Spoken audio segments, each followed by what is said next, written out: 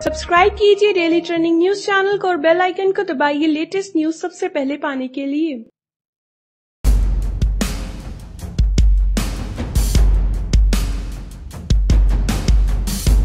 लोकसभा चुनाव का बिगुल अब किसी भी हफ्ते में बज सकता है। राजनीतिक दल अपनी तैयारियों को अंतिम रूप देने में जुटे हुए हैं। सियासत के नए समीकरण बन रहे हैं और तमाम छोटे दल एक दूसरे से गठबंधन कर अपनी ताकत को बढ़ाने में जुटे हुए हैं। हर तरफ यही सवाल है कि 2019 में किसकी सरकार बनेगी और किसकी होगी हार। सियासत के इसी शोर के बीच में आपके लिए एक सर्वे किया और जाना देश का मिजाज, और इस सवाल का जवाब तलाशने की कोशिश की कि क्या 2019 में भी 2014 जैसे परिणाम दोहराए जाएंगे या फिर इस बार केंद्र में कोई नई सरकार देखने को मिलेगी।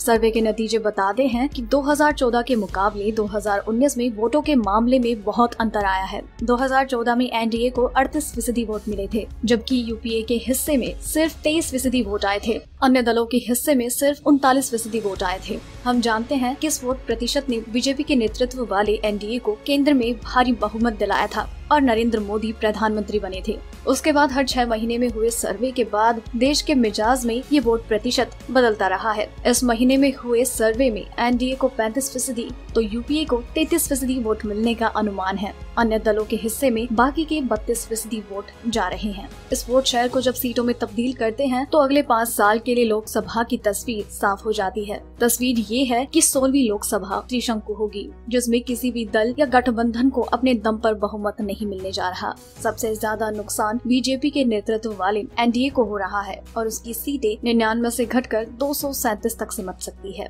यूपीए जबरदस्त वापसी करता हुआ नजर आ रहा है, लेकिन सत्ता से काफी दूर रहने वाला है। उसकी सीटों में 106 का इजाफा हो रहा है और उसे 166 सीटें मिलने का अनुमान है। वहीं अन्य दलों को भी नुकसान हो रहा है। वो 140 सीटें जीत सकते हैं, जबकि पिछली बार उनका ये आंकड़ा 153 का था। सर्वे के नतीजे से साफ है कि 2014 के मुकाबले 2019 में एनडीए को 3% वोटों का नुकसान होने का अनुमान है, जबकि यूपीए के खाते में पूरे 10% अतिरिक्त वोट जा रहे हैं और वो 2014 के 23% के मुकाबले 2019 में 33% वोट हासिल कर सकता है। अन्य दलों को 2014 के मुकाबले भारी नुकसान हो रहा है। 2014 में उनके कुल वोट 39% थे, लेकिन इस बार यानी कि 2019 में उन्हें महज 32% वोट मिलने का अनुमान है।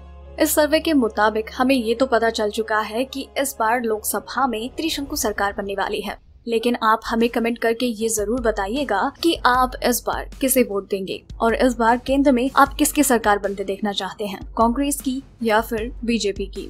और अगर आपको ये स्टोरी पसंद आई तो इसे लाइक और शेयर करना मत भूलिएगा। डेली ट्रेंडिंग न्यूज की रिपोर्ट सब्सक्राइब करें हमारा चैनल ऐसे ही लेटेस्ट और इंटरेस्टिंग न्यूज के लिए।